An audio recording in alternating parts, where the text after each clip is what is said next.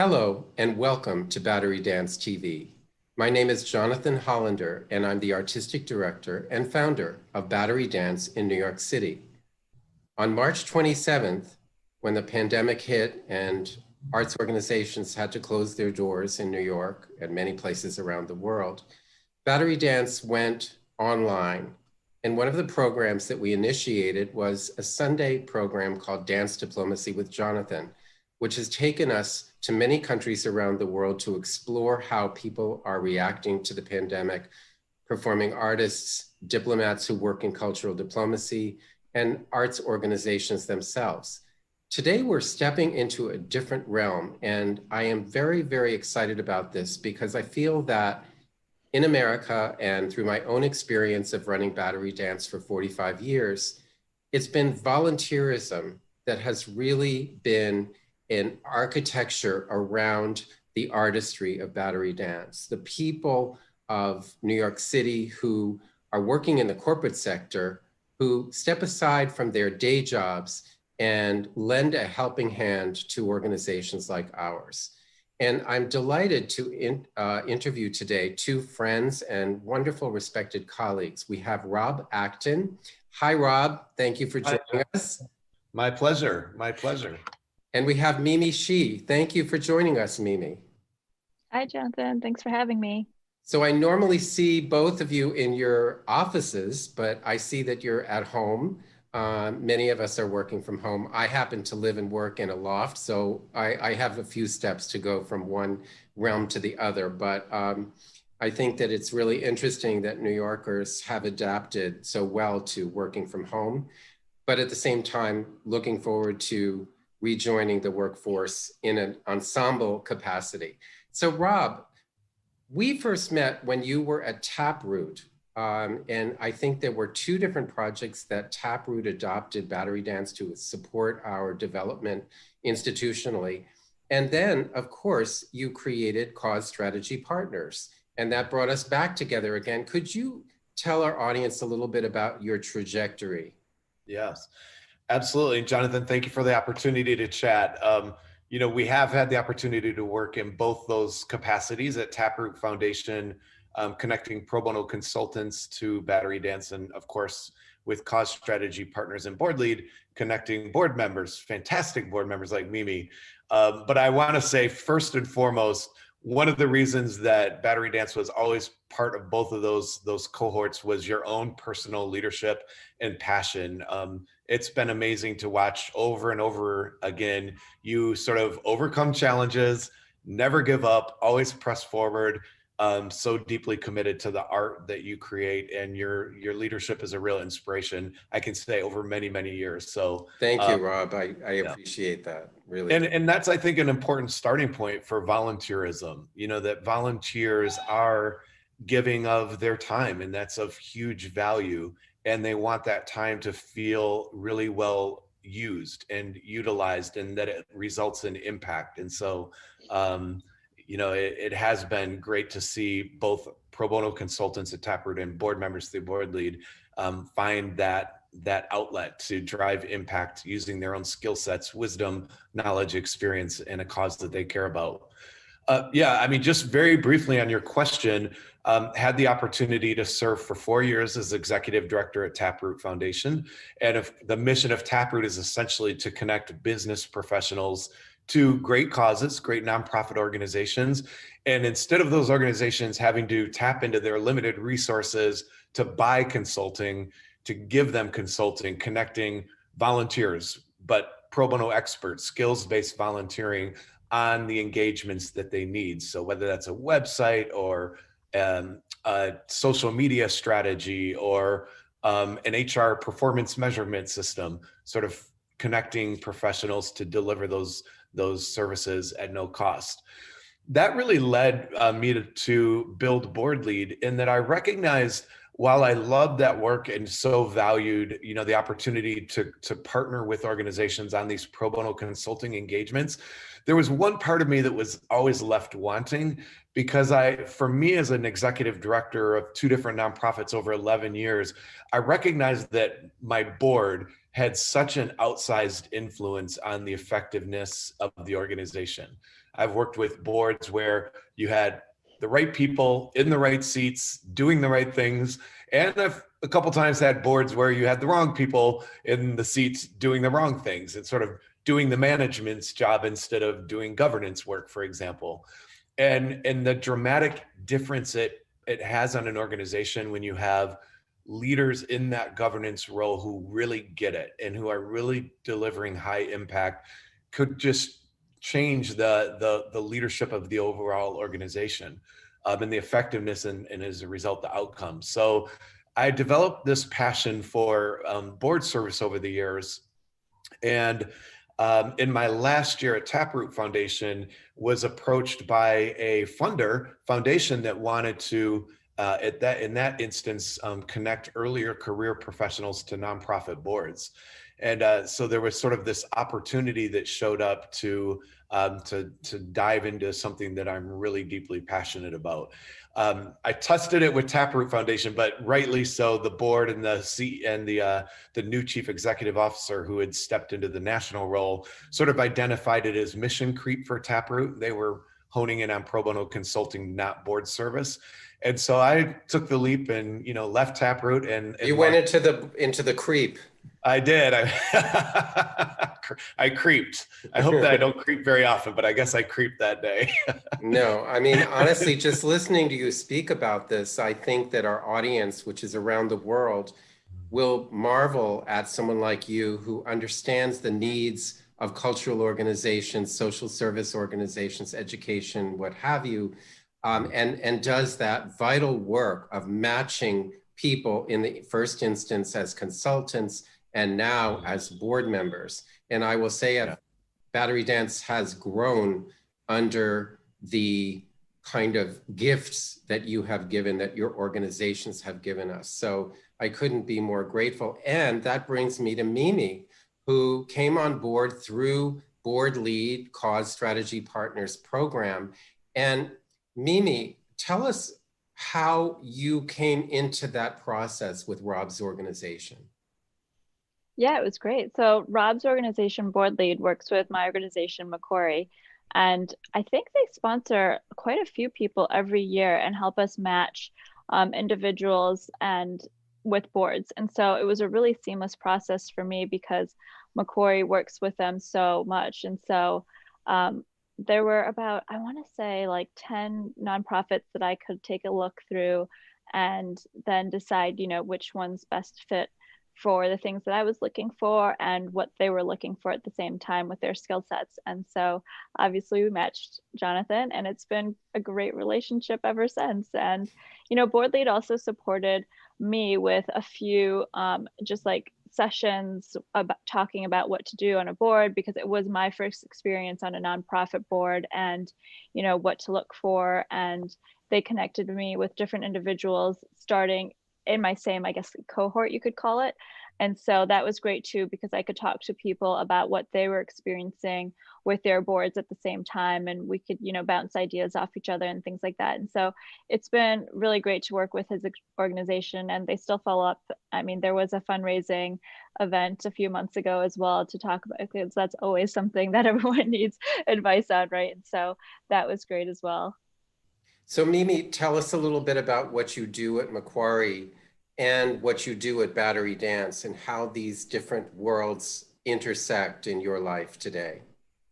Yeah, sure. So I'm a managing director at Macquarie, and I sit within the investment banking group. And so I think when we matched previously, Battery Dance was looking for someone to beef up its financial and audit teams. And so we matched really well in that sense, because I have a finance background, I have an MBA from Wharton, and so it was just like a very natural thing where you needed someone with finance, and I provided that finance background. And so now I sit as the treasurer of Battery Dance and have been on the finance and audit committee pretty much since I joined the board.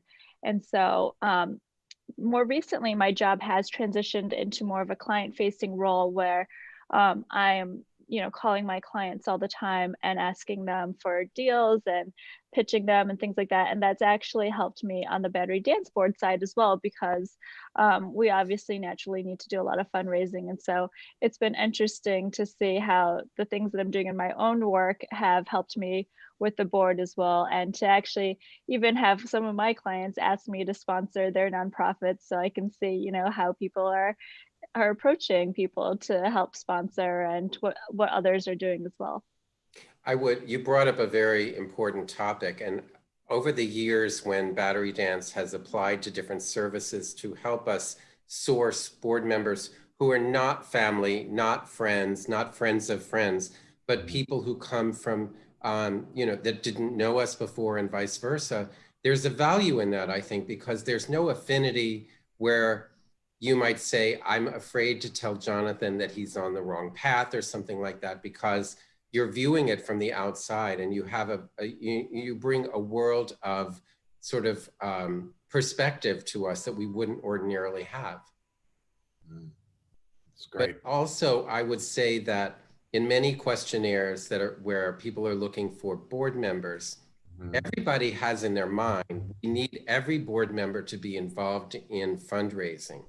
And yet that's sort of like the taboo. Don't say that, because then you're going to frighten people away, because nobody wants to ask for money.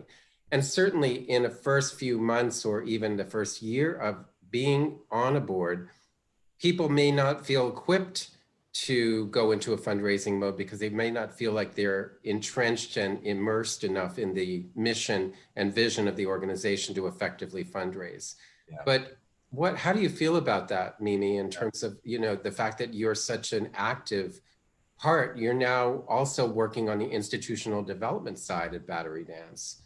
How does that feel to you? Yeah, I mean, I think on the fundraising side, it's always, first you obviously have to believe in the mission of your nonprofit, right? And so I think that's what Board Lead does really well, is to make sure that you actually match with the mission of the nonprofit and you believe in them, because you don't want to be a part of a board that you don't feel passionate about, that's actually doing something that you feel like you care about, right? And so when I think about fundraising, I always think about it that Battery Dance is providing something to these individuals that we're asking, to help our nonprofit to succeed and to keep doing the work that we're doing, right? And so to me, it's not, oh, hey, can you give us money for no reason? It's always, here's what we're doing, here's how we're supporting you, and because of that, are you interested in our success and supporting us as well? Yeah. And I would just add, Jonathan, I think that board members and volunteers make great fundraisers because it's coming from such a pure place, right? They're not directors of development. This isn't their job. They're not meeting quotas. They're doing it from a place of deep passion for a mission.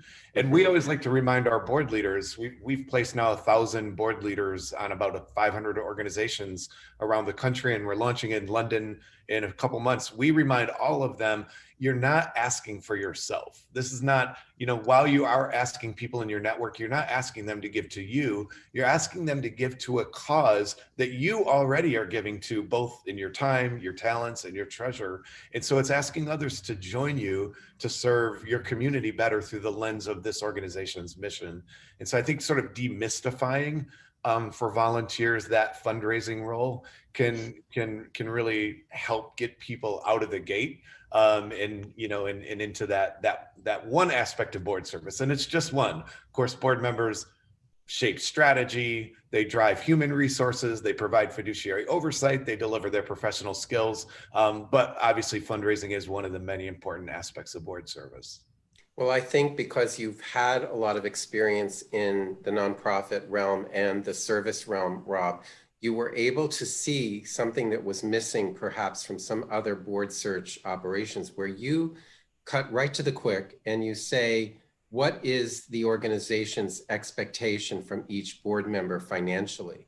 Mm-hmm. So you get across the idea that the organization doesn't have to have that awkward moment mm-hmm. of saying, we have a give or get of X. Yep. You put that into the questionnaire and you match people based on their comfort level with whatever that give or get happens to be. That's So right. I have talked to so many arts organizations in different countries, and that is the question that really stumps many organizations because they're afraid to ask their board to give. And yet, I think your organization puts across the idea that you can't ask other people for money if you don't have skin in the game, if you haven't given some money yourself. So Yeah. tell us how you came to that strategy. Yeah, it's a great question. I think the board recruitment process goes off the rails most commonly over money, and so I think it's very important for the organization to unapologetically say we ask all of our board members to give, and if they have a certain amount attached to that, to say we ask all board members to give a minimum of X each year, and we ask all board members to fundraise. That there's unashamed, put it out there. There's no reason to apologize. Whatever that number is, in fact, there's no reason to apologize. And we train our board candidates. Mimi can probably think back a number of years ago. You know, I always say in that very first meeting, that very first conversation you have with the board chair, the executive director, or the nominating committee chair, just ask it bluntly. What are the giving and fundraising expectations? It shows that you understand that's a part of the process, but it also makes sure there's an alignment. There's really no reason to go 3 conversations in, or worse yet, find yourself elected to the board and then for the first time learn that, you know, suddenly you're supposed to be writing a check of a certain size or fundraising a certain amount. That it's an important nonprofits are and charities are charitable organizations. They rely on charitable giving as a core part of their revenue structure. And so that's just a given that to me that the board has to set the standard and lead the way in giving and fundraising. It really is hypocritical for an organization to go in the community and ask foundations or corporations or other individuals to give if the board isn't setting that pace. So yeah, I think just being really candid and transparent around that expectation is vitally important at every stage of the process. Well, I have to give a shout out to Mimi because she and her husband, Pete, have been incredibly generous. And Macquarie, as a company, has a very generous program of matching its employees' gifts. And I think after the first year of board membership, they give a special gift. So you see, I go back to the 1980s, you know, when I founded Battery Dance, and actually earlier than that, but in the 80s, there many corporations in New York had matching gift funds and that were very wide open. They weren't specifically to colleges and universities or a certain sector of charities. They were just to anyone.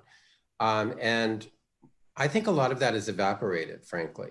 So shout out to Mimi, shout out to Macquarie for its very forward-thinking support of employee engagement. Mimi, tell us, you were the linchpin in terms of connecting us with a reading organization and volunteers at Macquarie for a very special event. Would you tell us about that?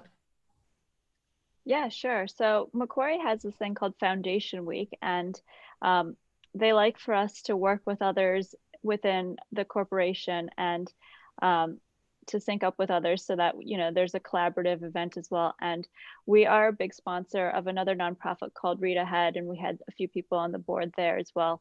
I think it might have been, I don't know who originally founded Read Ahead, but what they do is they have individuals at corporations go in around the New York area, and it might be even bigger than New York, I don't know, but definitely within the New York area, and they go and they read to certain students. I think it's usually 3rd grade and below during our lunch break. And so I've actually participated in the program before too, and it's great. Like, you do it every other week, you partner up with a reading buddy.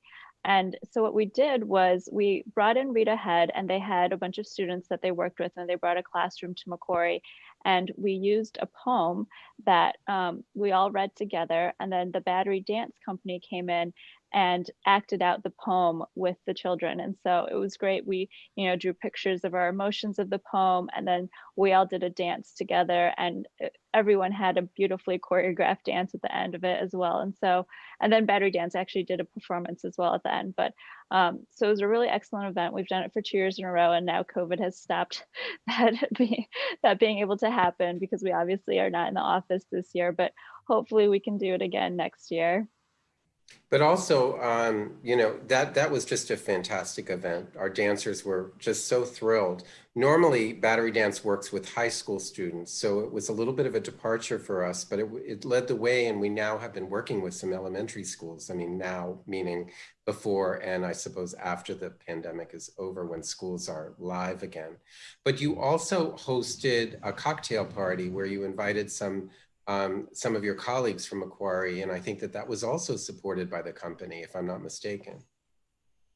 Yeah, Macquarie is really supportive about using our event space, and we don't naturally just like write a huge check to organizations or anything like that. We have a little bit in the past because we have done a lot in green energy, but besides that, like you're saying, they do support individuals in their fundraising. And so there is the 1-for-1 matching at Macquarie, and then they do give you that bonus gift after your first year on the board, which really helps as well. But then if you ever need like the facilities that we have, so we used to host all our board meetings at the Macquarie offices, and they're very Which was good really about helpful, because you have the technology where we have a board member in Singapore, and one in Paris, and one was in Geneva, and one was in Paraguay, and they were all able to be present at the meeting, whereas Battery Dance in its little office could never do anything like that.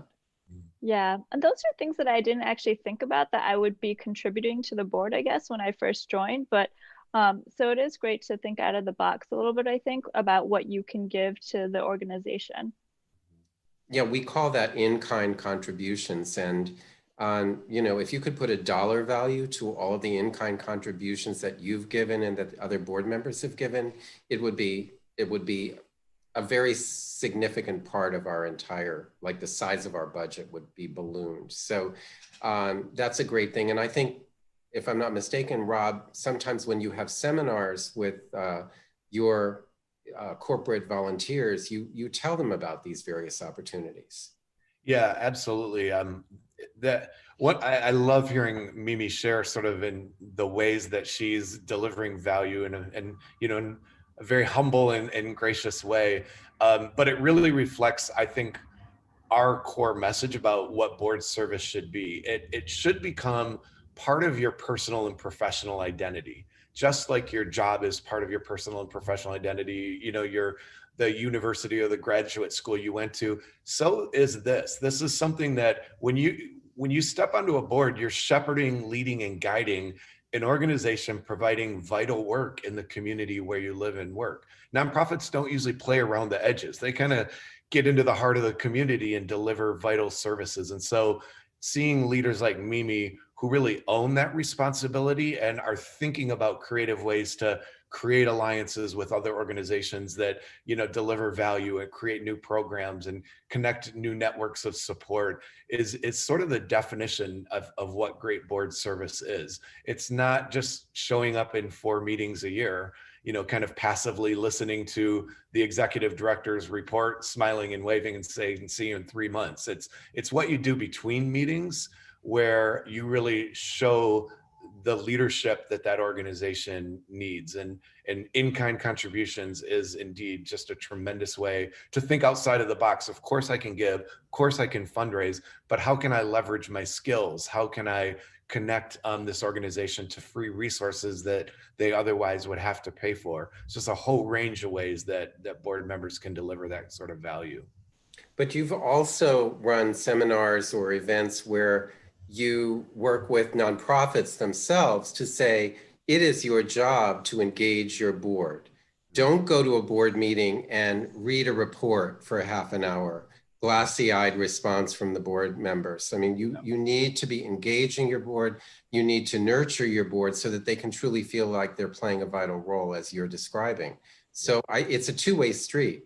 I mean, frankly, I've interacted with a lot of nonprofits, specifically in Lower Manhattan after the the Superstorm Sandy and the recession and 9/11, all of the different kind of overwhelming challenges that we faced in the last years. Actually, we're coming up to the 20th anniversary of 9/11. So, we're already talking to the 9/11 Museum and Memorial and different organizations downtown about how we can work together as we come out of the pandemic, whenever that might be. But this responsibility to understand that people are giving their time and people are giving their resources, and you need to make sure that you are filling them up with enough information and inspiration so that they can carry on the work that they're doing. Yep, exactly right. We want our board members to be engaged, informed, sort of excited about the mission. But yet, if we structure board service to be the opposite of that, right? Not engaging, not informative, not exciting, just a routine group of meeting after meeting after meeting that doesn't inspire, that doesn't engage, that doesn't ask for folks to bring their intellect and wisdom and intelligence to the conversations about the organization. How can we expect them to turn into excited board members between board meetings? So much of the power of a board really, in my view, starts in that board meeting, in the way we structure the board meeting, the things we ask the board to engage on, the way we leverage their insights and wisdom and create excitement and create energy and create ownership in the boardroom. If you do that, that translates to the moment they walk out of the boardroom, because they have evolved into that sort of engaged board member. So I a lot of my consulting work is as simple as changing the board agenda. It should not be report. It should be question and discussion, engage, and that will sort of transition the board into a highly engaged group outside of the boardroom. We were so lucky because Mimi and our fellow board members came to Battery Dance every other Sunday morning for 2 hours during the pandemic. I think it went on, Mimi, was it like 3 or 4 months like that? It's amazing. It was a while.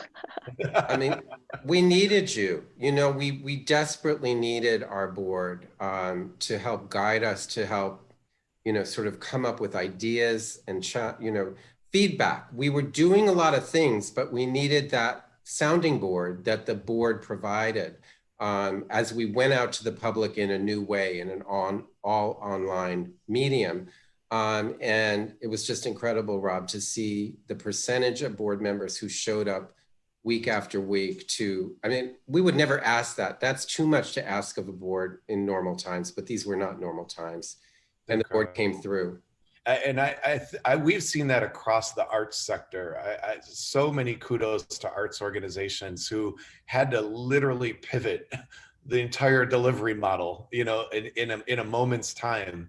And it's been incredible to see not just Battery Dance, but so many arts organizations that we work with that have just innovated their way through this crisis.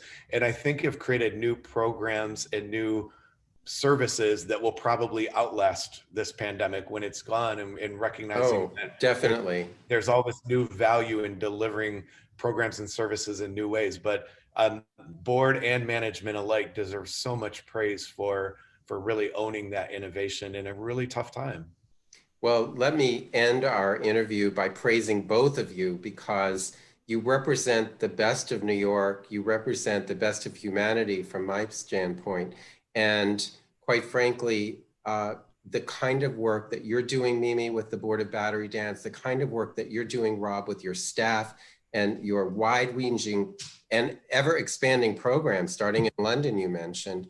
I'm an ambitious person, but so are you, and you have made your ambitions into reality. So thank you both for joining us on Battery Dance TV. This has been a really engaging conversation. Thank you so much. Thank you. Thank you.